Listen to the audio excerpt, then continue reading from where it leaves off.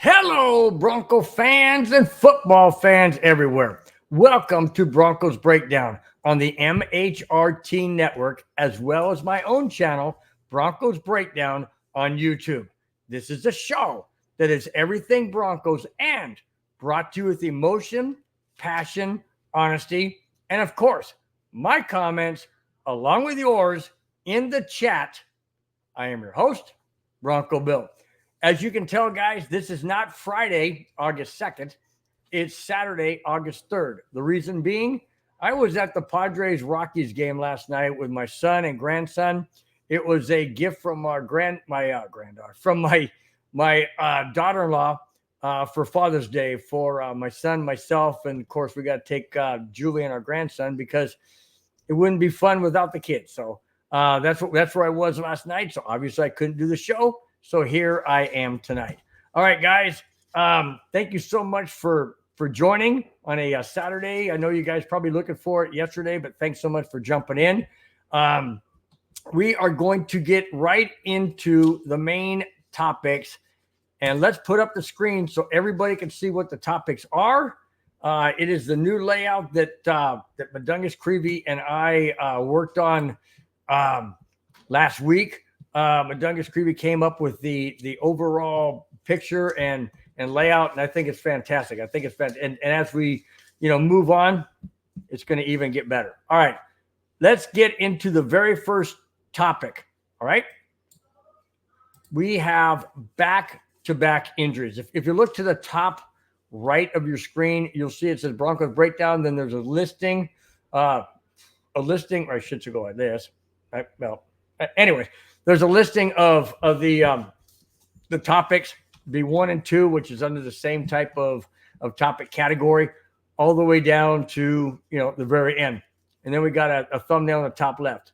So it's highlighted for you so you know which one we're on. So let's just get started and hope everyone totally enjoys today's show. Thank you so much, guys, for being here. Here we go.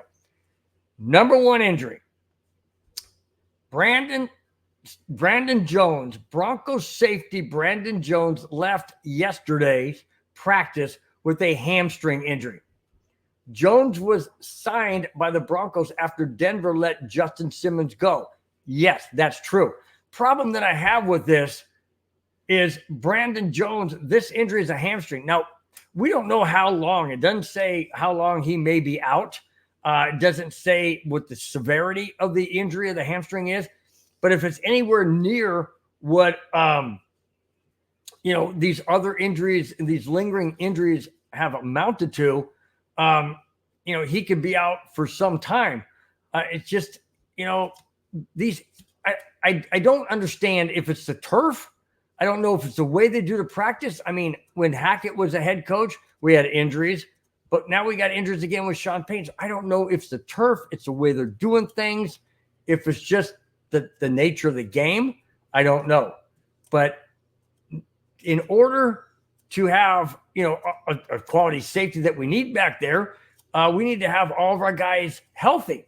And that just doesn't seem to be happening because we also have Caden Stearns out. And he's out. He's due to come back relatively soon. But let's say that Brandon Jones can't come back because he's got this nagging, hamstring injury or whatever. That's going to put an absolute damage in the safety position of the Broncos moving forward. Why? Because we don't have Justin Simmons. And the reason why we don't have Justin Simmons is because the Denver Broncos brass, whoever that would have been or is, or would have been, to let him go. They did it because of $14 million. It makes no sense to me. That could have happened. They could have done something else, a different way. Anyways, I digress. Let me continue. So with Caden Stearns out and now Brandon Jones, it sure would be nice to have Justin Simmons back. That's not going to happen. We all know that's not going to happen. We would like it to happen. It's just not going to. And I don't blame Justin Simmons for not wanting to. I mean, why would you want to bring him back? Oh, now we need you? Well, we didn't need him before? Of course we needed him before, but I guess not at 14 million. Just absolutely doesn't make any sense to me. Doesn't make any sense to me. All right, let me go to the comments real quick before I get to the second injury update. Rudy, my brother-in-law from Vegas says, "OMG, must I hide all my animals?" I don't really know what that's pertained to, but hey, I don't know, man. You're out there sometimes, man. You're just totally out there sometimes. Kamani, what is up? Kamani Dixon is in the chat. Kamani, haven't seen you in a long time, my friend. Hope everything's going good with your marriage. Hope your summer's doing well. Hope you and your wife are healthy. And man, I'm just glad to see you back in the chat, my friend. Glad to see you back in the chat. So good, man. I know you're looking forward to football. So are we. By the way, speaking of football, the games that is, the first preseason game for the Denver Broncos is going to be this Sunday, tomorrow. Yes, this is Saturday, not Friday because of what I mentioned at the beginning of the show. The first Bronco game is tomorrow, and it's on NFL Network. And I don't recall the time. I believe it's either 5 or 6 Pacific time. So wherever you may live or be at the time, like they say back in the day, check your local listings, and hopefully you'll find the game. So I can't wait to watch. I want to see, and this may surprise you guys, but I really do want to see all 3 quarterbacks. I want to see Bo Nix. I want to see Jarrett Stidham. I want to see Zach Wilson. Why? Because I want to see who is going to, rise to the top, the cream to the top, I should say. Yes, Bo Nix is the favorite going in, but I have something on that as well. If you look at the list right here, you look at that list right there. Those are the topics. So I just want the best quarterback to be behind center. I don't care who that is. I just want wins. Absolutely want wins. All right. Jeremy Case, what is up, man? Says, how goes it, Bill? Say, hey, man, how you doing, buddy? How you doing? Long time no see, man. Come on, Dick said, yeah, it's been a long time, buddy. It has been a long time. Let's see. Wait a minute. Oh, I could be wrong. Oh, put it back out there. Carter, I'm sorry. Let me go back to this. I'm sorry. Come on, I'll get to a minute. Carter says next Sunday. So it's not tomorrow. It's not tomorrow? The Hall of Fame game was Thursday. So I thought that kicked off the preseason a couple of days later. So I could be wrong. I apologize. That's why I love you guys in the chat. You're always correcting me. You're always wanting me to be honest, like I say, at the beginning of the show. So thanks, Carter, for pointing that out. I absolutely probably could be wrong. But anyways, it is right around the corner, guys. Basically, it is right around the corner, literally. And I can't wait. I just cannot wait. Can't wait. All right. Let's see. Kamani Dixon asks, is Madungus Creevy and myself doing the game? I don't believe so. I haven't heard anything from Madungus Creevy, so I'm not sure. But I'll be in contact with him, Kamani, this week. And I'll definitely find out for you. And if he doesn't mention on this Tuesday show coming up, I'll mention it on the Friday show, and I'll definitely have an answer for you as to yay or nay. Not sure.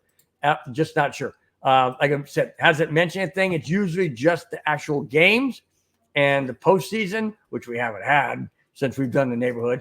But anyways, I will definitely let you know, Madungus. Kamani, thanks, man. I'll contact him. Madungus Creevy is in the chat. He says, no, it's the 11th. I believe he's talking about the game. And then Kamani, quick answer, he says is no. So we're not doing the pregame. Okay. Kamani, I'll tell you what, you could be gone for a year or 2 or 3, and you'd come back with that same reminder. Put it that way. Same reminder. For those of you who don't know, well, sorry, but Kamani, Yeah, I like him in a different way. Put it that way. I like him in a different way. Just put it that way. Oh my gosh. See, I've missed you, man. I've missed you big time. So welcome back, man. Really love it. Hey, like I said, we missed you too, man. We missed you too. Okay. The second number 2 of camp injuries is this. This one hurts a lot, because we don't know the severity or the length of time out. And this person is instrumental into the Broncos offense. Offensive tackle Quint Bailey last Wednesday left practice after he suffered a fractured right ankle.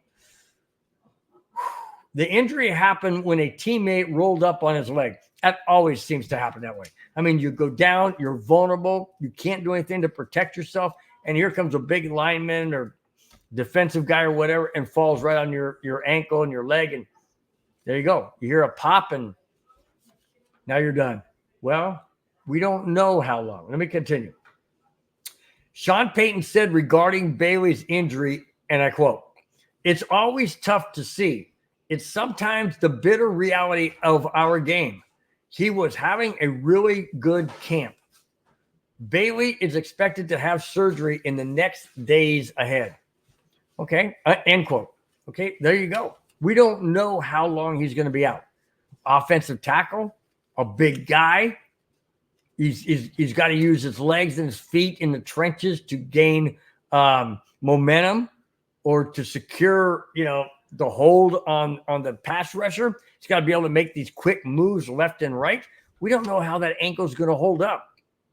There is zero timeline of when Bailey is going to come back. Let me finish. Like I mentioned, there is not a time frame for Bailey to return to full participation. So there you go. Do we know when he's coming back? Absolutely not. We have a better idea of when Brandon Jones is going to come back, because his is a hamstring. It's not a tear. It's a pull. It's a stretch. It's an exaggeration of, but it's not a tear. And it's not surgery required.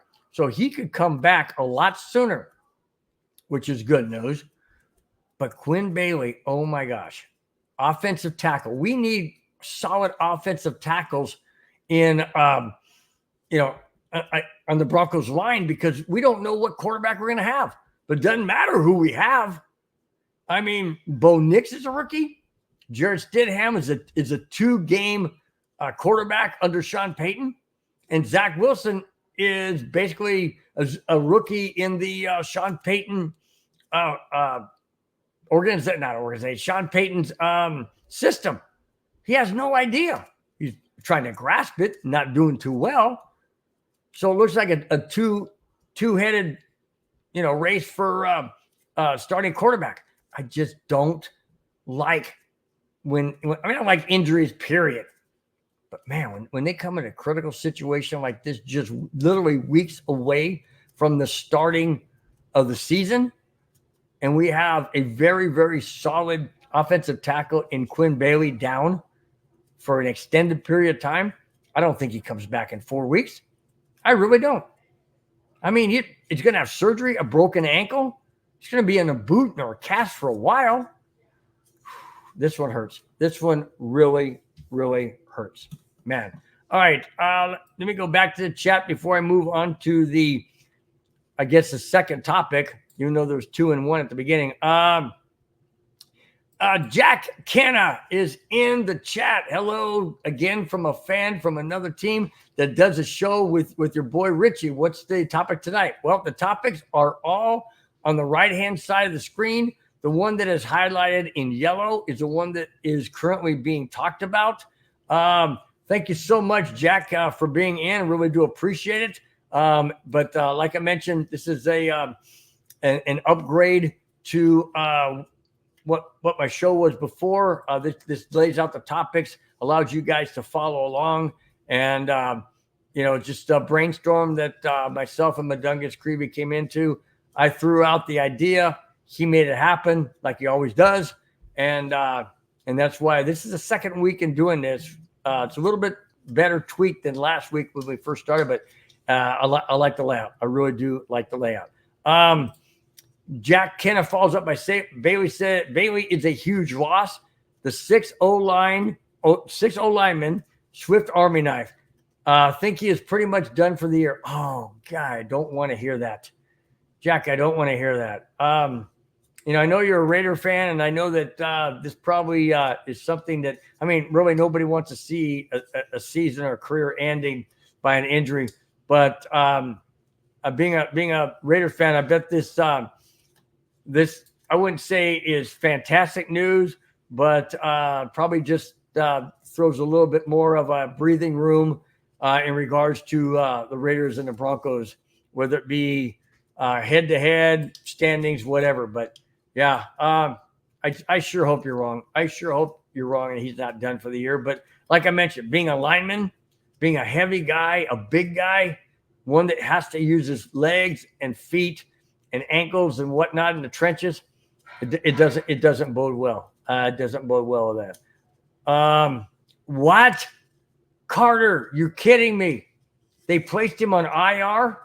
Oh, man. All right, show's done. Thanks, guys. Take over. Golly. Oh, Carter, that one hurt. I knew it was bad, but I didn't hear that today.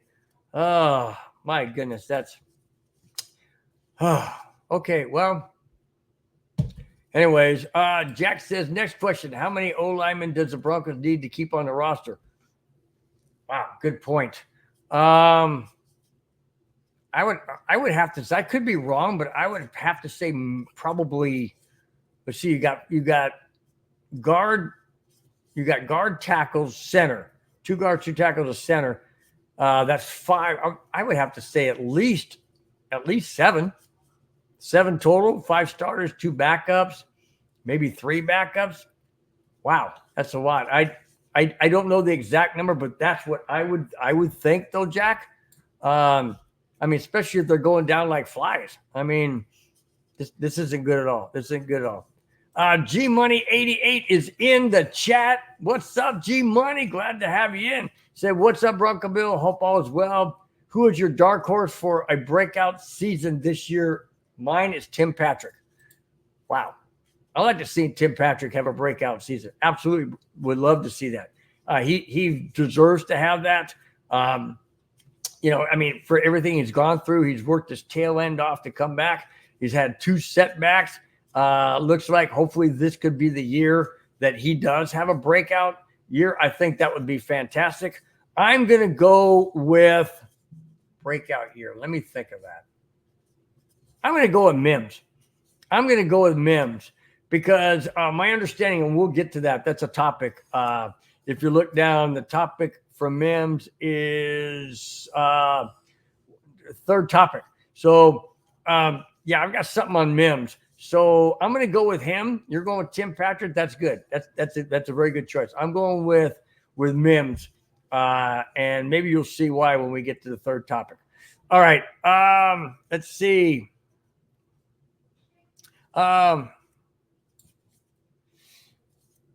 Let's see. Oh, Kamani says, what was I saying about Justin Simmons again? In reference to the first topic of Brandon Jones. Okay, Brandon Jones is injured. And I was saying we have Brandon Jones injured and we have Caden Stearns injured, both safeties. What I said was it sure would be nice to have a Justin Simmons back. And I don't agree with them ever letting him go over $14 million. I firmly believe they could have gotten that money somewhere else or recouped it somewhere else by restructuring contracts, maybe cutting a player or 2 that would equal $14 million. But to me, there had to be something internally in the locker room, something that either Sean Payton or George Payton didn't like, which I really don't understand. But that's my understanding. You could find $14 million somewhere else. It just bothers me that they would go that route to cut a Justin Simmons and bring in a Brandon Jones who was a backup in Miami. That makes no sense to me. and then he goes and gets injured with his Achilles. His hamstring. I mean, people say, yeah, well, Justin Simmons was older and this guy's younger. Well, guess what? Justin Simmons didn't do anything to his hamstring. Brandon Jones comes in and bam, hamstring injury. Younger. Just saying. Hope that kind of cleared it up there for you, Kamani. So anyways, all right. Let's see. Your boy Rich is giving Patrick a lot of praise on the Wild Wild West show. That came from Jack Kenna. Yeah. I have a lot of reservation when it comes to Tim Patrick because he's been injury prone. That bothers me because, is he back 100%? Is he going to be able to sustain, a 17-game season? And is he going to be able to, be productive like we hope he will? I hope so. I don't know. Injuries are weird things. You could take a guy with the ACL tear and he comes back and he's stronger.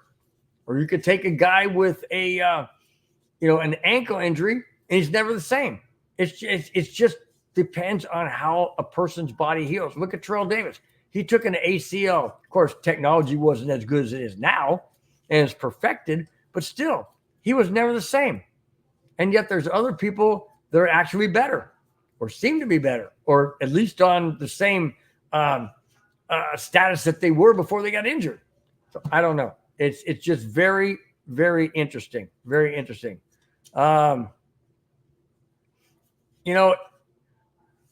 It's just, I don't know.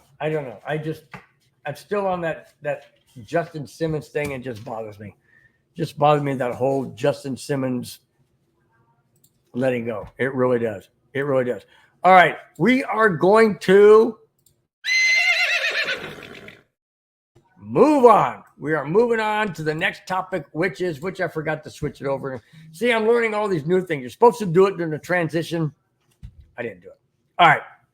I'm learning, guys. I'm still learning. This is a new format, a new thing that we've set up. So that's a work in progress. All right. Another two topics under starting quarterback. Here's the first one. Come on, get out. Come on, get it together, Bill. It's a new layout, man. I'm learning all these buttons I need to push and it's just like I said, a work in progress. It's okay. You're old. We get it. Mundungus Creepy. I'm not that old. Well, I did have a birthday last week, but hey, I'm not that old. Am I? No, I'm not. All right. Moving on. Part one of starting quarterback. Bo Nix, in his first NFL training camp, is not named as a Broncos #1 quarterback. According to Sean Payton said, and I quote, "We'll mix it up again. Obviously, it won't stay that way for the long term. But as we get started, we'll keep you posted." That's one of his favorite things to say. We'll keep you posted. Don't, you keep asking me the same question. Who's your starting quarterback? Who's your backup? How come this guy's going against the #1s when the other guy should have had it? We'll keep you posted.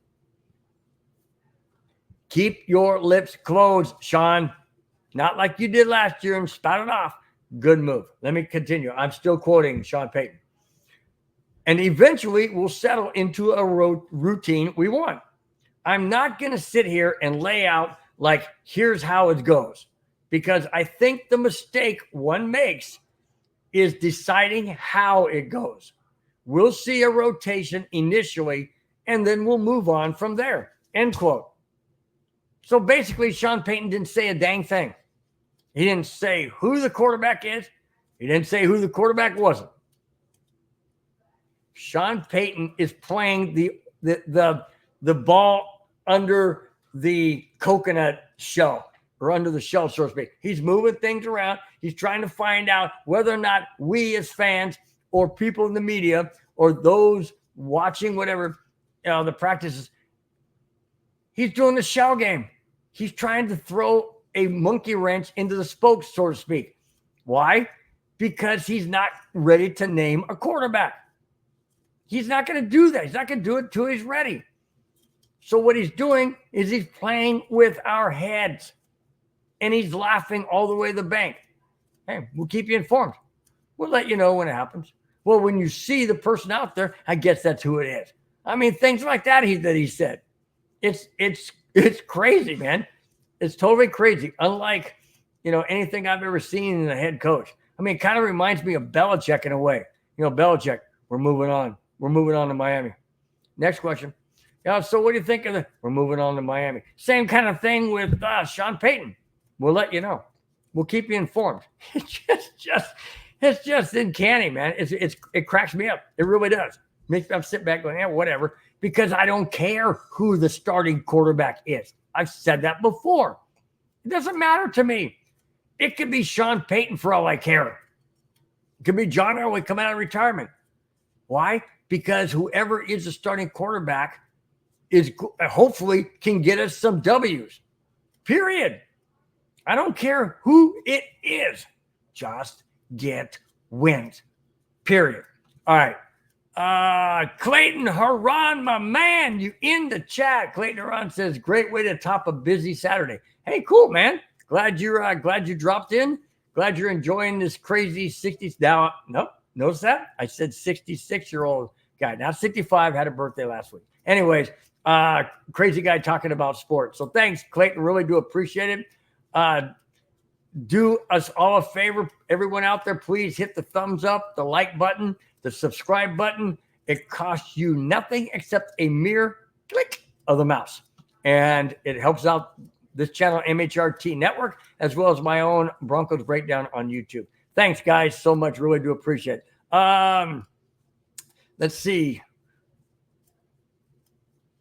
Clayton follows up by saying, Bill, my guy, Bo, is doing great. Absolutely love it. Yeah, he is doing good. He's doing good, but he did have a shaky situation. And we'll get into that a little bit down the road in the topics. As you look at the topics on the top right part of the screen, the one illuminated or changed colors in yellow, that is the topics that we're on. So that is an easy way for you guys to follow the topics in the show. All right, let's go to the second part of starting quarterback.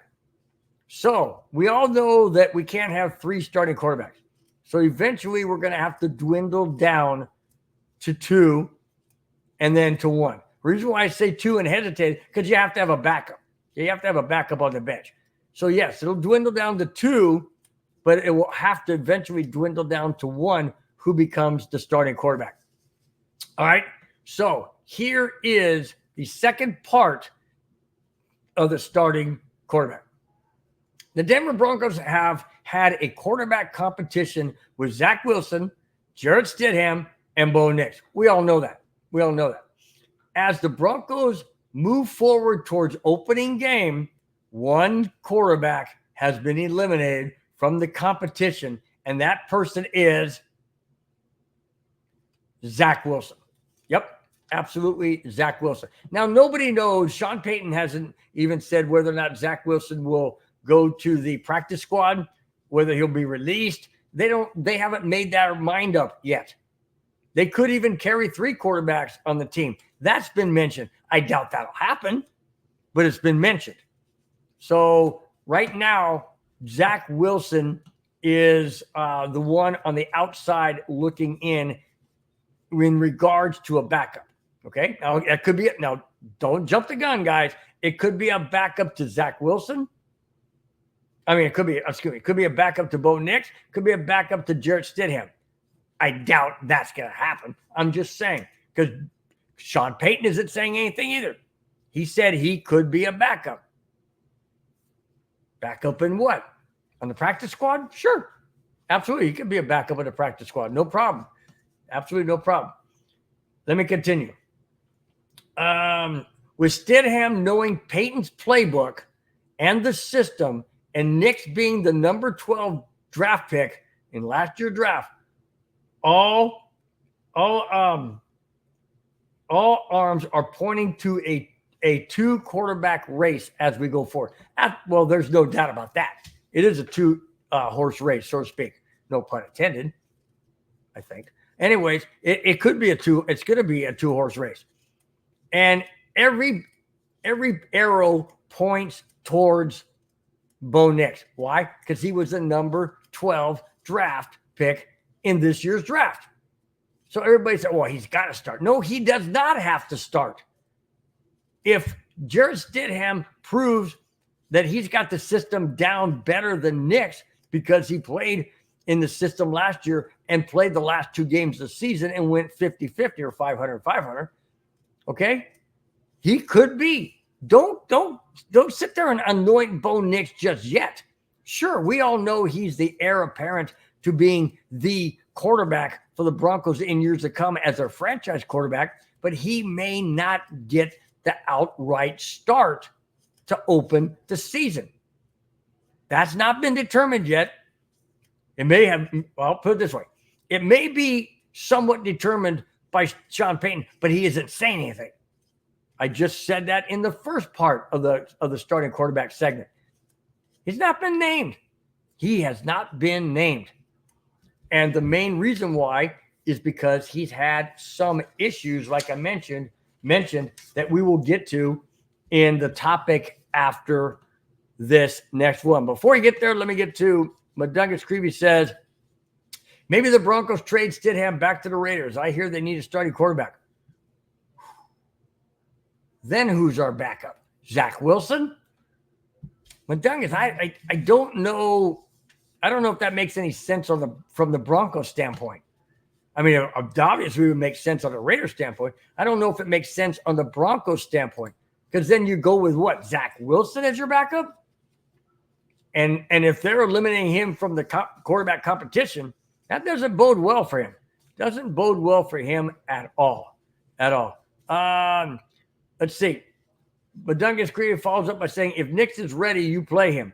Manning started as a rookie. Elways started as a rookie. CJ Stroud started as a rookie. If you're ready, you're ready. All right. Now, let me break that down, okay, a little bit. Yes, Peyton Manning started as a rookie, but he didn't prove out to be all that, productive. John Elway lined up behind the left guard at one point. He made mistakes. So let me ask you this, Madungus. Are you willing? We've gone through 8 seasons of Broncos futility, and you're telling me you are willing to have Bo Nix start and make mistakes, and the Broncos end up in the next year or this coming year, which is around the corner, and next year, 2025, and have losing seasons? So now we're 10 seasons removed from Super Bowl 50. You're willing to go down that road? Seriously. I'm not. I'm sick and tired of 5 wins in a season, 8 wins in a season, 7 wins in a season, 6 wins. I'm sick and tired of it. I want 9, 10, 11, 12 wins in a season. And are we going to get that if Stidham starts? Probably not. But is he going to give us a better chance? I don't know. I just know that sometimes when you start rookies, and I know everybody says before you start throwing barbs at this guy, me, everybody knows that Bo Nix is a more advanced than normal rookies. I understand that. But he is not advanced in the NFL as a rookie quarterback. Could he be a CJ Stroud? I don't know. Could he be a Tom Brady? Wait a minute. Tom Brady didn't start as a rookie. He sat on the bench. CJ Stroud did start. Could he be another CJ Stroud? I don't know. Patrick Mahomes? No, he did not start as a rookie either. He was behind Alex Smith. So there's really hardly any comparisons to compare Bo Nix as a starting rookie and have the kind of season that CJ Stroud had. That's very few and it's extremely far between. Extremely far between. It happens, yes, but it's like finding a diamond in the rough. Very difficult to find, very difficult to accomplish.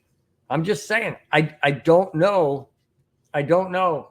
if I would want a Bo Nix in there and have him, make those rookie mistakes that they're going to make. He's going to make them.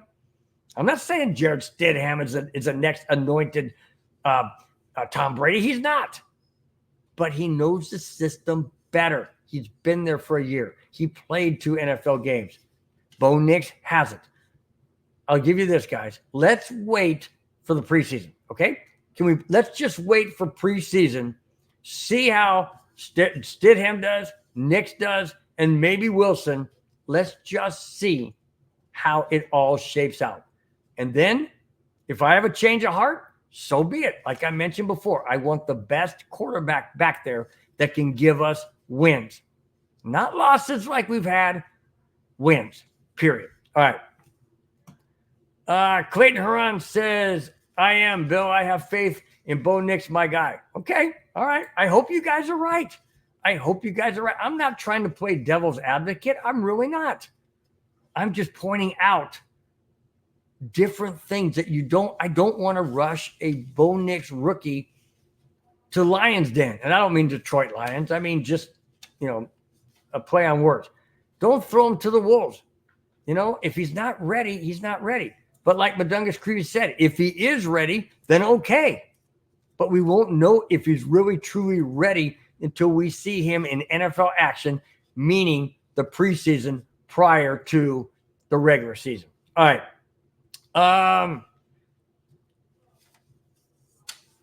Okay.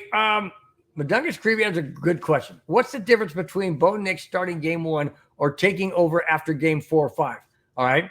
The difference is if he starts taking over after game 4 and 5, then maybe he can salvage the season if he comes in and has like just a breakout game or something and his confidence soars. If he starts game 1, Madungus, he's going to have nerves that are going to be absolutely, eagles inside his stomach. It's just going to be so difficult for him to focus, in my opinion. I could be wrong, in my opinion. But if he starts week 4 or 5 and the Broncos are already 1-3 or 1-4, I don't think he's going to have that big of butterflies because they've already lost 4 or 5 games or 3 or 4 games. So I don't think it's going to be that big of a deal if he comes in. I think he's going to have more confidence because what's there to lose? Nothing. They've already lost 3 games or 4 games. But if he starts game 1 and throws 2 or 3 interceptions and the Seattle Seahawks just run crazy over the Broncos, that's going to destroy his confidence. It's going to destroy his confidence because game 2 is against the Pittsburgh Steelers in Denver. And Russell Wilson is going to be licking his chops to beat the Broncos in Mile High Stadium in Denver after they let him go. He wants to send a direct message to Sean Payton, George Payton, and the ownership of the Denver Broncos. He does. Anybody can say what they want, but I know for a fact he is going to want revenge. No doubt about it. Every player does. Every player does. They want to say, hey, see what you gave up? Yeah. He's going to be coming in with guns blazing. And if the Broncos are embarrassed in Seattle in game 1, and you got a Bo Nix at quarterback or a Stidham, no matter who, it's not going to be good for either one. It's not going to be good for either one. I'm just saying it. Seattle's game to me is an absolute must win. We have to win that game. We have to win that game to get momentum right out of the gate. We lose that game, especially we lose it, let's say 45-10, 38-13 or something ridiculous.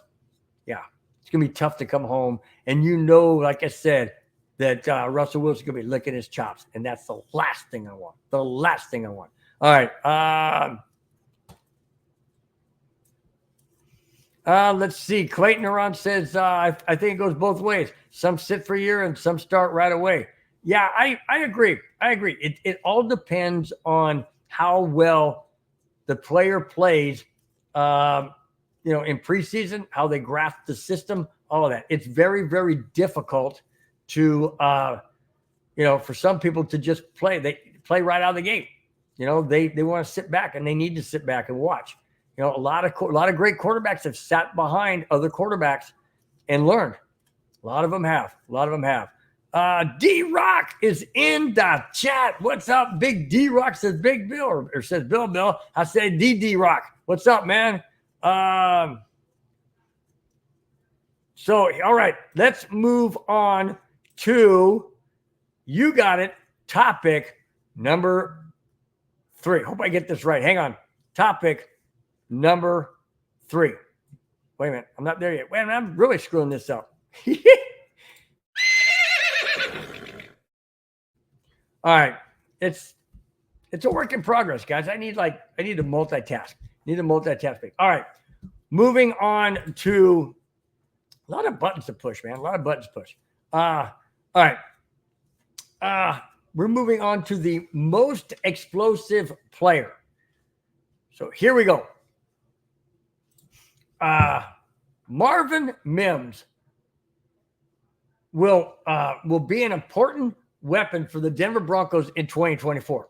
According to ESPN's Jeremy Fowler, and I quote, Denver will use Mims in many different ways as an explosive play guy and as a creative option for the new kickoff returns. Now, remember, the kickoff returns are weird.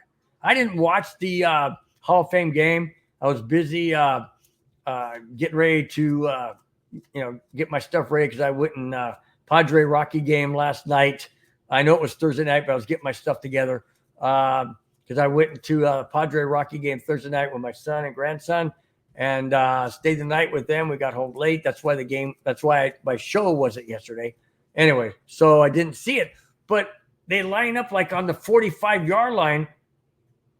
The kicking team lines up like on the 45-yard line of the receiving team because they want to keep the force of players running and crashing into each other, like a car wreck, to a minimum.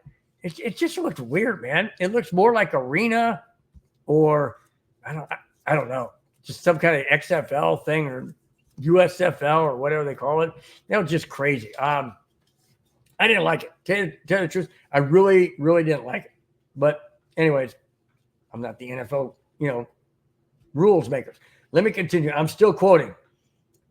Denver feels Mims can handle that quite well, but he will also be a key component in the passing game, end quote. Fowler went on to say, and I quote, Mims has the explosive ability to carve out an important niche for the Denver Broncos this NFL season, end quote. I agree. That's why I said we go back to forget who it was in the chat. Let me see if I can find it. So I think it was Clayton that said he was thinking his was KJ Hamler that he said would be his breakout guy. Mine is Mims for that very reason, because they say he's explosive. They're going to use him in the kickoff return. They say he has explosive. What did I say it was? My notes are flying around because of the fan I have on. Explosive ability to carve out his niche as important in the receiving game and kickoff. I totally agree. That's why I love Mims. I love the guy. Love the kid. I just hope he can, stay healthy like everybody, of course, and just be that guy that, especially with these new kickoff rules, he may have a little bit more of a leeway to create, explosive returns. Although I did hear and read that in Thursday's abbreviated game because of weather conditions there in Canton, Ohio, that the average kickoff returns were only up to the 35-yard line. So that's basically only 25 yards than you would get if it went in the end zone. So, that's significant. 10 yards is 10 yards. But hopefully Mims can open some lanes or people can open lanes for him. And then he can be that explosive guy that, the Denver Broncos definitely need. Totally need. No doubt about it. I put on my bifocal, man. I can't see the screen if I put them on. Where'd everybody see? I can't. That's why I take my glasses on, because I need trifocals, and the distance between the screen and myself and what I'm reading, what I'm reading here and everything is the mid-range, which is the trifocal. Well, my face isn't big enough to have glasses big enough to hold, the trifocal section, unless I want to be Tweety Bird and have my, lens way out here. That ain't doing it. I ain't doing it. Anyways, thanks, Madungus, for chiming in as always and saying that I'm getting old and I need better glasses. Thank you so very much. Really do appreciate it. Obviously, I mean I do. I'm being kind. All right, I do agree, D-Rock. Yes, Mims is an X factor, and man, in Sean Payton's offense, he can really use a Mims, kind of like he did with that. What was that quarterback in the Saints? They used him. He used him as a running back, a receiver, a quarterback. When Drew Brees, I can't remember his name now. But anyways, you know what I'm talking about, guys. You know what I'm talking about. All right, let's go to topic number 4, and that is right now. I'm getting better. That was a little bit better, I think. All right. Okay. This topic is Bo Nix at training camp. Now, I mentioned that Bo Nix struggled a little bit with the first string, with full pads, a little bit of hitting and all that. That's what I'm talking about, guys. I'm not quite sure Bo Nix is 100% ready. Yes, it's his own teammates, and they're not going to hit him. But in preseason, they're going to want to hit him. Is he going to get happy feet? Is he going to just not go through his progressions, not do what he's supposed to do because those nerves are kicking in? Let me bring the topic. Here it is. Last Monday, Bo Nix got the majority of work with the team starters, and it may have been his rockiest practice yet. Some of the issues included snap count problems in the team's drills, and Nix didn't show the comfort level. Didn't show the comfort level he had in recent days as the team continued to repeat the installation process with the offense. That's not good. That's not good. And that's what I'm referring to. That's what I'm referring to. If he's shaky in practice, how's he going to be when it comes to a real game, whether it's a preseason game or not? How's he going to react?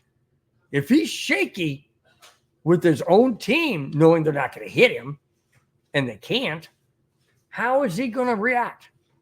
Okay? So let me repeat that. This is very important. Some of the issues included snap count problems. We had that last year with Wilson. Snap count problems in team drills, and Nix didn't show the comfort level he had in recent days as the team continued to repeat the installation process with the offense. That's not good at all, guys. You can say it any which way you want. You can sugarcoat it. You can make it. You dress it up and put lipstick on a pig. That does not sound good. Now, I'm not saying Bo Nix is a pig.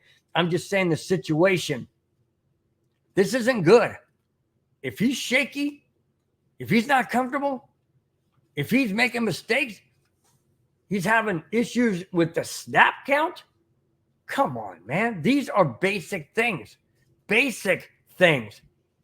Is his rookie paralysis rearing its ugly head, and we haven't even gotten to preseason yet, and we haven't even gotten to a game in which he's playing a different opponent other than his own teammates?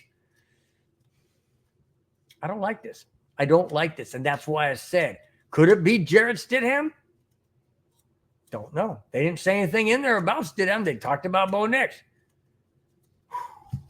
Not liking this, man. I'm not liking this one bit. Let me continue.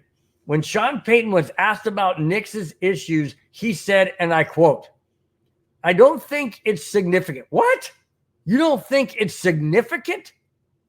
Sean, do I have to remind you that he had issues with the snap count? He had issues with feeling comfortable and wasn't feeling comfortable and was shaky than he was in previous days in practice? And you say it's not significant? Seriously? All right, I continue. I'm still quoting Sean Payton. I think it's something that's easily cleaned up, end quote. You're kidding, right? Easily cleaned up. So if the guy is nervous, the guy is shaky, he's not getting the play count correct, that's easily fixed? No, Sean, it's not about ability. It's about right here, between the ears, in his brain. Yes, everybody said he's one of the best guys to come out of college, and fit right in. He's NFL ready, boy. He can step on the field right now and take over the reins. Oh, but he's shaky in practice, in full pads, and shaky. Yeah, he was great in practice when nobody could even get close to him, but now they're in pads and they can get close and they can push him. They can't hit him hard. They can kind of grab him, do whatever, and he's shaky. He doesn't have the confidence. He has issue with the snap count. Okie dokie. All right, you guys can stick by Bo Nix. I'm not saying I don't. I'm just saying these issues are serious. We're only weeks away from the regular season, and we're a little over a week away from the first preseason. Okay? We'll see the real Bo Nix in the next 3 or 4 weeks. And we'll see whether or not he can overcome what I just read. I didn't make this up. That comes from Sean Payton said he's not worried about it. Can easily be cleaned up. Hope he's right. So new person in the chat says, you can change your world today. Thank you so much for being in the chat. It says Broncos haven't been the same since 2012 through 2015. And before that, they were still struggling since Elway retired after 98 Super Bowl victory. 98 to 2011 and 2016 to now. You can change your world today, my friend. You have absolutely nailed it. Perfectly nailed it. Absolutely. And what is the difference between what you mentioned with Elway and, of course, Peyton Manning? The difference? We haven't had a franchise quarterback since those two. John Elway, franchise quarterback. Neither one of them was drafted by the Broncos. Elway and Manning were both drafted by the Colts. Elway chose not to play for him, went to the Yankees. A year later, the Colts traded him to Denver. The rest is history. Then John Elway, being the GM at the time, he signed Peyton Manning, and the Broncos, hit the microphone. And the Broncos eventually won Super Bowl 50 on Peyton Manning's last season. So, yes, you are 100% correct, my friend. Thank you so much for, I was going to say thank you so much for bringing that up, but those are some dark years, man. Dark years for sure. Absolutely. Okay. D-Rock says, let's not lose focus on the fact that Nix is 6 foot. Nix for 6 foot is a rookie. He might be our first drafted Hall of Fame quarterback, but time will tell. Okay. Well, like I said, you guys are all jumping on the Bo Nix bandwagon, or I shouldn't say bandwagon, but the Bo Nix train. And I back that 100%. If he is ready, if and only if he is ready and can prove to be ready and can prove to be that starting quarterback that the Broncos need this season and throughout the many seasons and years to come. That's the quarterback I want to see. I'm not quite sure he's ready to be that guy right now. I don't know. I'm not there watching the practices. I can only go by what is being said and what is being written and talked about. That's all. That's the only thing I can go. All right. Only thing. All right. Before I jump into, in fact, I'm going to preface this before I jump into the next topic, which is the main topic of the show. I just want to say, guys, thanks so much again for chiming in. You guys are the best on a Saturday. I normally do the show on a Friday, but being at the Padres-Rockies game last night with my son and grandson, I shifted it to Saturday night. Thanks so much, guys. Rudy says, hey, Bill, I said, what's up, Rudy? What's happening? All right. Let's jump into the main topic for tonight's show, and that is coming up. I got to get this right. That's coming up right now. All right. Main topic of tonight's show is John Elway regrets not taking Josh Allen when he had a chance. He had a golden chance, and he didn't. John Elway wanted to prototype like himself, and he wasn't necessarily going to find that. And you're not going to find a clone of yourself. It just doesn't happen. Just doesn't happen. All right, let me get into this. John Elway has admitted that passing on Josh Allen in the 2018 NFL Draft was probably his biggest mistake as general manager of the Denver Broncos. You think? You think. And I've had people say to me when I was going through the topics here and talking to some of my friends, they said, yeah, but Josh Allen really hasn't done anything in Buffalo. Okay. Well, he's gone to playoff games, more than what the Broncos have in the last 8 years. He's gone to playoff games. He's gone deep into playoff games. He hasn't gotten him over the hump per se, but he's there. He's on the doorstep. I mean, how many years did John Elway play in the NFL and make the playoffs and even get to the Super Bowl but not win? Now, Josh Allen hasn't been there. Was he there? No, okay. But anyway, Josh Allen hasn't won a Super Bowl. And John Elway took years before he won one. Does that mean that Josh Allen is washed up? No, not by any stretch of the imagination. He needs players around him. He needs coaching. There's a lot of variables that go into a team winning a championship. It just doesn't happen all overnight. Well, that's your Patrick Mahomes or, Tom Brady. There's a handful that it does happen. But the bottom line is it doesn't happen all the time. So that being said, did John Elway make a mistake in not taking Josh Allen? Absolutely. Absolutely. In my opinion, 100% wrong. Josh Allen wanted to come to Denver. Absolutely wanted to come to Denver. And he's still upset that he's not in Denver. Doesn't look like he'll ever be there. Buffalo's not getting rid of him. And now we got Bo Nix. So he's not coming. But let me continue with the article. Here we go. Instead, Elway took Bradley Chubb. Well, how'd that work out? Didn't work out too well, did it, John? Not too well, huh? Instead, Elway took Bradley Chubb with the 5th overall pick that year, 2018. Chubb struggled to stay healthy and eventually was traded to the Miami Dolphins. Since 2018, Denver has struggled to find their franchise quarterback until 2024, this year, when they drafted Bo Nix. Let's just hope that Bo Nix is exactly what we should have had in taking Josh Allen.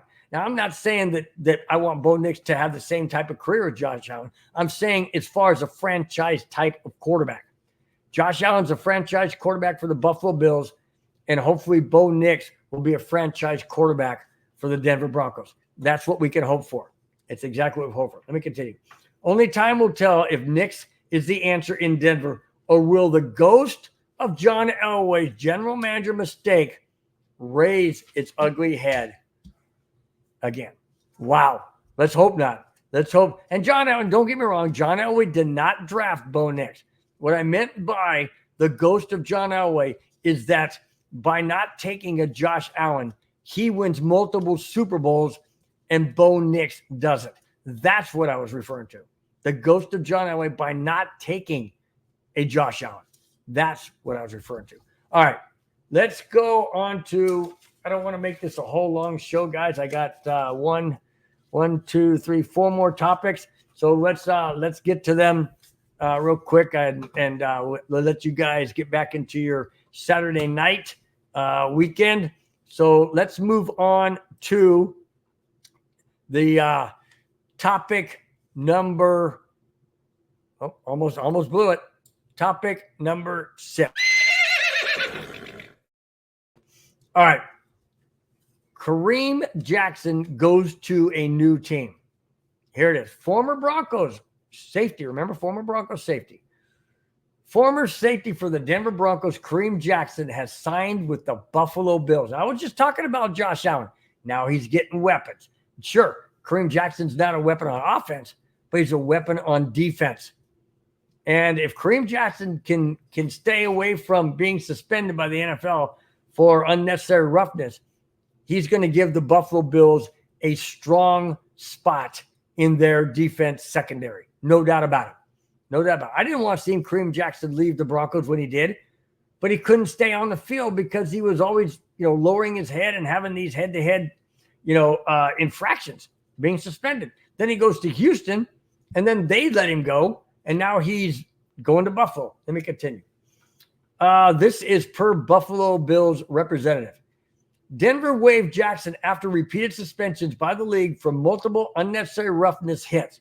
The terms or length of his contract was not disclosed. So there you go. It could be 1 year, 2 years, 3 years. They could have picked up the year. I think he only had a year in Houston. So maybe this was just a, he'll sign a 1 year deal or 2 year. I don't know what it is. Like I said, the details were not laid out in regards to Jackson's contract with the Buffalo Bills. So I don't know. That's what, it's just something I don't know. But anyways, Kareem Jackson is now in the Buffalo Bills. And I don't know. I don't think we play the Bills this year. I know we play the Jets. I don't know if we play the Bills. But wow, wouldn't that be crazy? I mean, we played Houston last year, and he was on Houston, and, we didn't beat them. So, yeah, these Bronco players that end up going to other teams then come back and, basically do a 1-2 punch on the Broncos just doesn't make me happy. Doesn't make me happy whatsoever. Okay? All right. Let's go to the next topic, and here it is. All right. Look at that. Now, we all know the story or the issue that took place regarding Terrell Davis and United Airlines. But it says under that little thumbnail, United bans Terrell Davis. This is interesting and bothersome.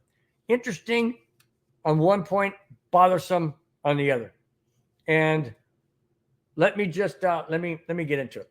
Terrell Davis has said he has been banned from flying with United after he was handcuffed and removed from the plane last week or several weeks ago.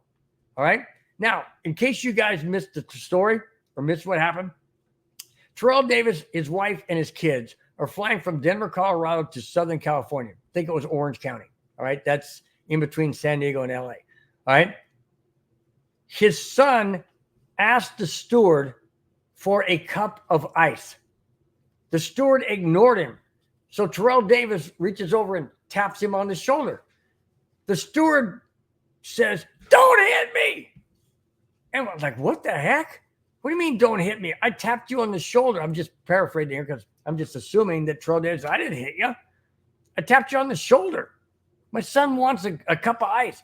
The guy freaks out. The steward freaks out and yells, "Don't hit me." Now, I'm telling you right now, if Terrell Davis hit him, he would have known it. Just go back and look at some of the plays Terrell Davis ran and he knocked over people and just, yeah, if Terrell Davis is going to gets hit somebody, you'd know it. Anyway, so then there's not 1 or 2 or 3 or 5, 6 FBI agents and police officers go on the plane. Plane's fully loaded still after they land in Orange County. They get on the plane, arrest Terrell Davis for hitting the steward. Take him off the plane. They book him. United Airlines says, well, you're banned. We banned you from being on here because, you assaulted our flight attendant. Not really. So a little tap on the shoulder. Excuse me, sir, but don't hit me. What the heck? Seriously? Boy, I'd be in a lot of trouble, man. I tap people on the shoulder all the time. I'd be arrested, multiple times. It went way too far. All right. Anyways, so let me continue. All right. Davis said, and I quote, "While my family and I continue to have difficult conversations with our children regarding this issue, I will continue to fight for what is right for all passengers on United Airlines." End quote. Absolutely. This isn't done. Terrell Davis was absolutely embarrassed in front of all those people on the flight, embarrassed in front of his children, embarrassed in front of his wife for doing nothing wrong, being booked, being handcuffed and taken off the plane for doing nothing wrong. Yes, I mentioned that the flight attendant was eventually fired by United. Should have been. The flight attendant is a you-know-what. And I got a little segment at the end of that. This flight attendant is a complete jackass. Jackass of the week for doing this to Terrell Davis. Embarrassing, humiliating him in front of hundreds of people. His wife, his kids, doing nothing wrong. And this flight attendant freaks out, goes to the pilot and says, "You got, when we land, you got to call the FBI because this guy, he hit me." No, dude, he tapped you on the shoulder, you freaking moron. He did not hit you, all right? You would know if he hit you, all right? Let me continue. United spokesperson said, and I quote, "The ban on Davis has been lifted and the steward has been fired," end quote. Oh, so now you decide to right a wrong which never should have been a wrong to begin with. None whatsoever. But yet you took the steward's side of it without even getting the total information and the total investigation as to what really happened. I mean, let me just throw this out there. You've got hundreds of people on this plane. You think if Terrell Davis really went off and hit this guy, that there wouldn't be people rushing Terrell Davis to try and keep him from hitting him again? You see it all the time on the plane. Somebody gets into a fight or something, and you see people breaking it up.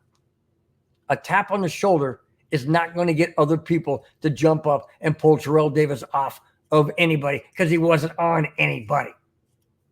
And then United bans him, and I say, "Oh, wait a minute. We didn't ban him. We reinstated. It's okay. It's a misunderstanding. Oh, by the way, we fired the steward, who is a jackass for even reporting it because he is a total jackass of the week. Plain and simple." So before I get into the next topic, let me just play this for the fired steward. Here it is. "You suck, you jackass." There you go. You suck, you jackass. Yeah. Terrell Davis, I hope you take this to the next level. Don't let United or anybody else say that, you're banned and stuff. You didn't do anything wrong. I'm just glad that the United Airlines spokesperson whatever said, "Okay, we're going to reinstate." Well, no kidding. And you had to fire that steward because he's a complete jackass. Just an idiot. Absolutely. Tap on the shoulder is the new assault. Just letting you guys know out there. Don't tap nobody on the shoulder. Don't say, hey, don't do that. Don't do that. You might get banned from wherever you are. Whew, just saying. All right. Let's see. Let's go to D. Hopper says, "This MFer didn't realize it was the greatest running back in Broncos history." No kidding. Man, I'll tell you what, he doesn't watch football or something because Terrell Davis has a recognizable face. I mean, I recognize him. I imagine most people would if you watch football, especially Broncos or, Hall of Fame people, that kind of thing. So, yeah, good point there, Doc Hopper. Really, really good point. And thanks so much again for being in the chat. Always appreciate it. I didn't see this earlier. He says, yo, here's my effing man Bronco effing Bill. What the effing? And Doc Hopper, you're something else, man. You're something else. I'm trying to fill in the little letters that aren't there, but hey, man, thanks so much for being in the chat. Really do appreciate it. All right, we're going to go on to the last topic, and this one I don't agree with. We'll see what you guys think. Here we go. All right, this is season predictions. Not good for Denver. Not good for Denver.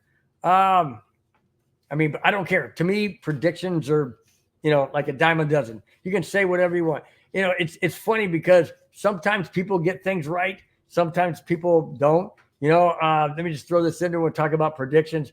Last night I said that, mentioned earlier, that myself, my son, and myself, my son, and my grandson went to the Padres-Rockies game last night. It was a pretty packed Petco Park in San Diego, and it holds 47,000 some odd people and sitting around. So I said, hey, let's do the attendance game. And my son goes, what's that? I said, well, we'll pick an attendance. Whoever gets closest to the actual attendance without going over, kind of like, Price is Right, will be declared the winner, and you'll wear the crown until we go to another game. And so my grandson's like, yeah, let's do it. So I said, okay, I'm going to start out. I said 41,600 and something, I think it was. So 361. Yeah, 41,361. My grandson said 38,000 and something. And my son, who's like, I don't know. I don't know how many people are out. I'll say 44,000. Well, he got it right. 44,393 were there last night. 44,393 out of a stadium that holds 47,000. It was a great night. But that's what I'm saying. So predictions can be anything. You can say what you want. This is going to happen. That's going to happen. One never knows. So let me get to that topic.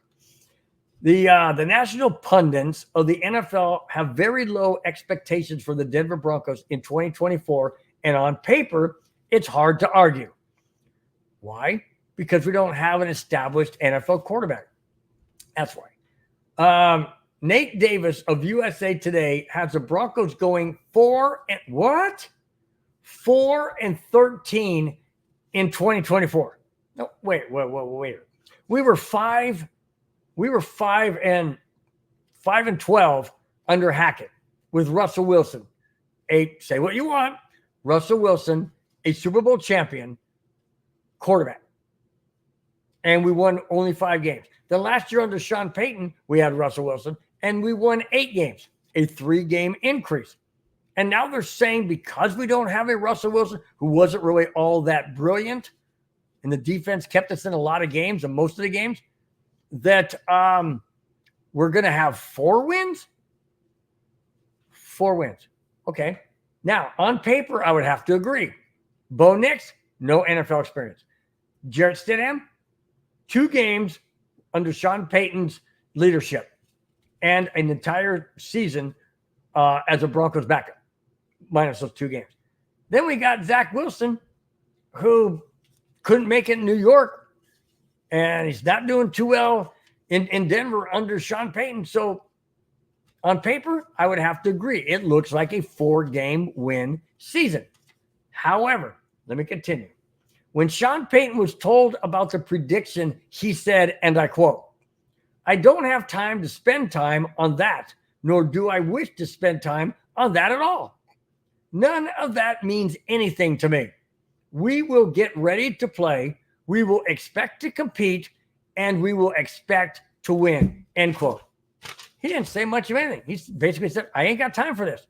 Don't bother me with this. I could care less what they say, what they think. Nobody knows. But on paper, it would look pretty close to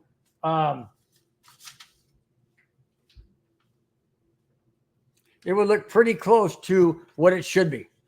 It would look pretty close to 4-win season.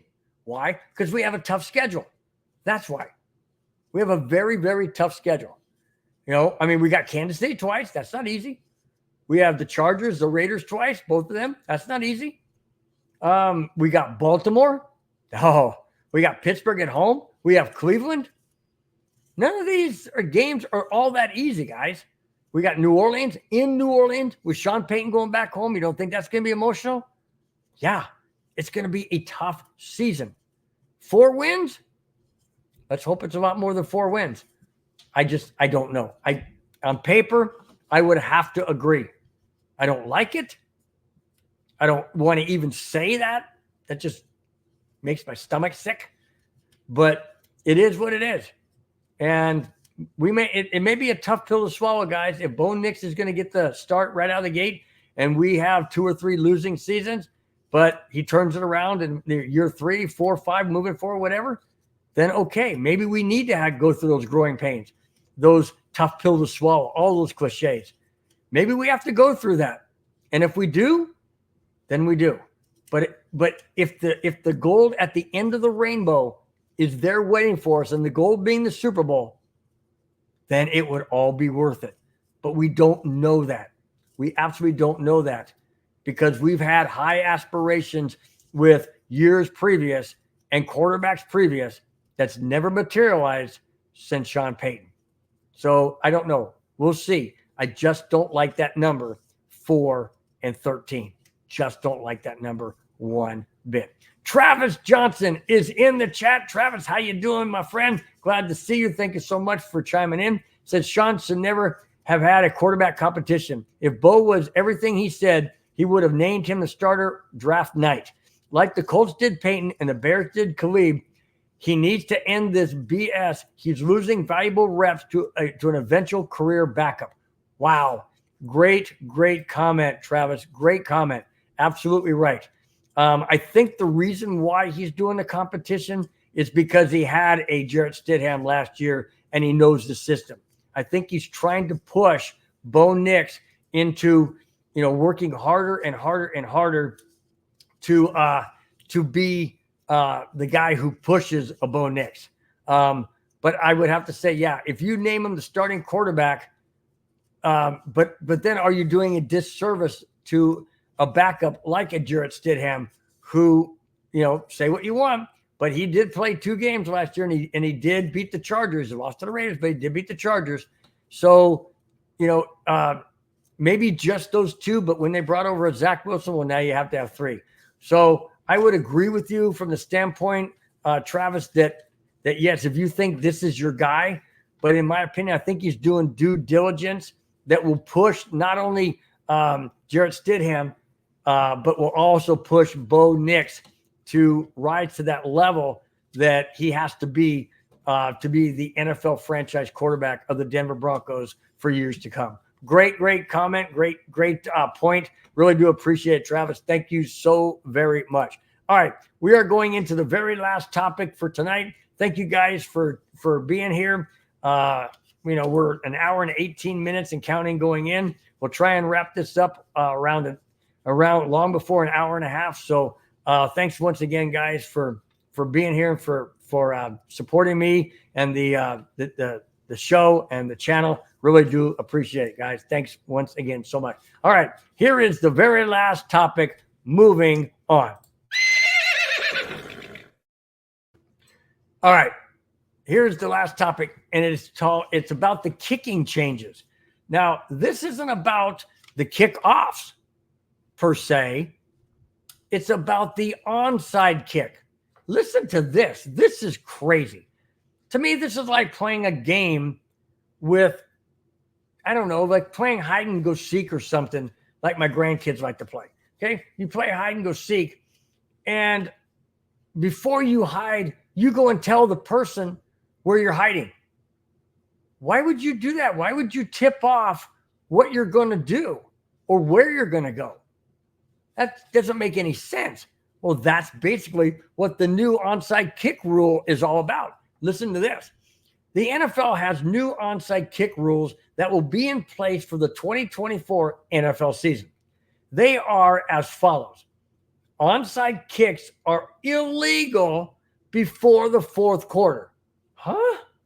You can't do an onside kick like Sean Payton did against the Raiders last year when he opened up the game with an onside kick that was recovered by the Raiders. Boy, it was close. Should have been the Broncos ball. Recovered by the Raiders, or He couldn't have done it. It would have been illegal to have done it in the Super Bowl against the Colts when the Saints came out of halftime and did an onside kick and got the ball.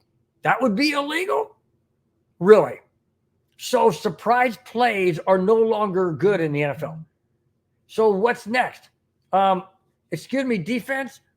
Excuse me, we're going to do a passing play to our wide receiver on the right side. So just giving you a heads up. How stupid is this? You kidding me? It gets worse, guys. It gets worse. I'm not making this up. Go look it up. I am not making this up. Listen to this one. The team must be losing to kick an onside kick. Why? Why do you have to be losing?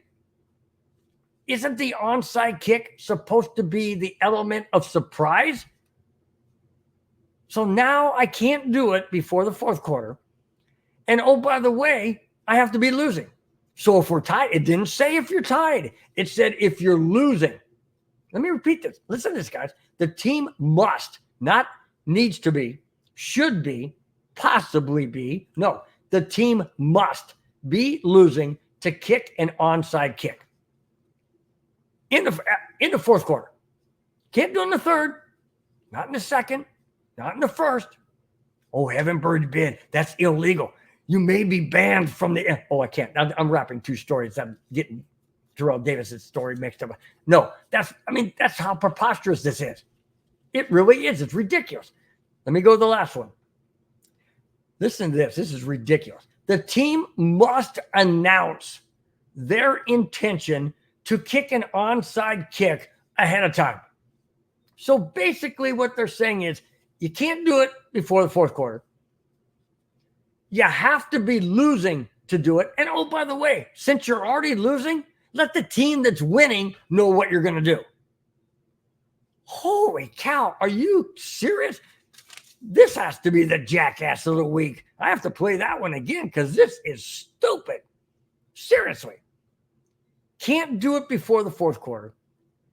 You can't. You can't be winning or tied. You got to be losing. And, oh, by the way, you got to let the other team know what you're doing. So let me get this straight. So Broncos are coming out. We're trailing 20-17. It's in the fourth quarter.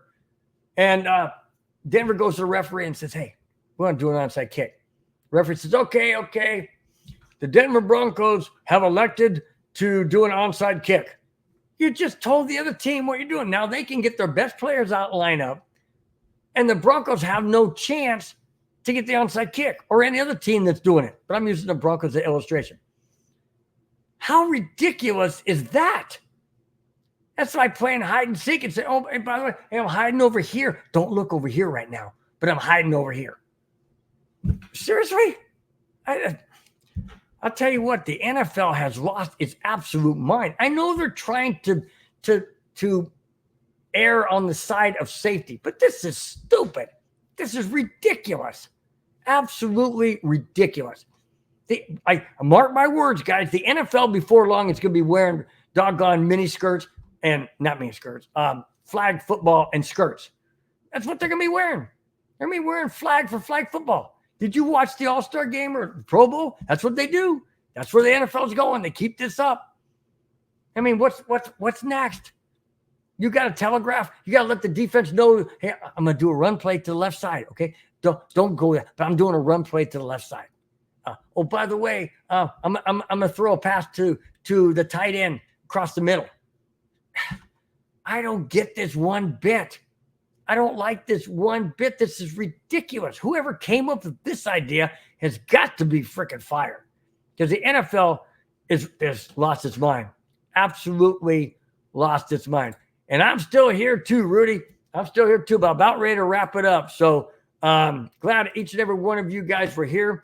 But before I get out of here from this last one, this jackass of the week, second jackass of the week, goes to whoever decided that the new onside kick rules is a good deal. Here's to you, Roger Goodell. You suck, you jackass. Oh, my gosh, man. Unbelievable. Absolutely unbelievable. All right, guys. Thanks once again, each and every one of you, for being in the chat and being a part of the show, whether you're in the chat, just watching it, wherever you may be. I totally appreciate it. Thank you guys so very, very much. It means the world to me. Let me go down the list and thank those who are in the chat. Batting leadoff was my brother-in-law, Rudy Torres from Vegas, followed by Kamani Dixon. Jeremy Case, thank you so much for being in. Carter as well. Madungus Creevy, thank you. Kamani Dixon is back. Glad to have you, Kamani, as always. Jack Kenna, thank you so much for being in. G-Money88, thank you so much for your comments, for being in the chat. Going down the list, anybody else? I don't want to miss anybody. Clayton Haran, of course. Always love to have you in the chat and your comment. Let me put that up real quick. He says, smash that like button and share, guys. Absolutely. Thank you so much. Please do that on your way out. Costs you nothing and helps out the channel and the network very, very much. Continuing on, we've got, I know he's down here. I know D-Rock. Thank you so much for being in the chat. Appreciate it. You can change your world today. Thank you so much for your comment. Really do appreciate it as well. Doc Hopper, much appreciated for each and every one of you. Travis Johnson rounds it out in the chat. You guys are the best. The show would not be anywhere near as good if you were not in the if you guys were not in the chat and in the part of the show. Really do appreciate it. Before I get out of here real quick, we got shows throughout the entire week. I will be back next Friday, not Saturday, next Friday. This Saturday was just because I was away from being able to do the show yesterday. You guys, once again, thank you so very much. Have a wonderful, wonderful rest of your weekend. And we will see you next Friday, 5, 6, 7, and 8, wherever you may be. Until then, guys, have a fantastic weekend. We will talk to you then. Take care. Bye-bye. Fast lane when I pass in the street, bag of money in the passenger seat. Simcoe's been asking for me on the road from the west to the east. Way up, I might never come down, cause the coast racking up the flight miles. So high, I might never come down, so what, this is my lifestyle.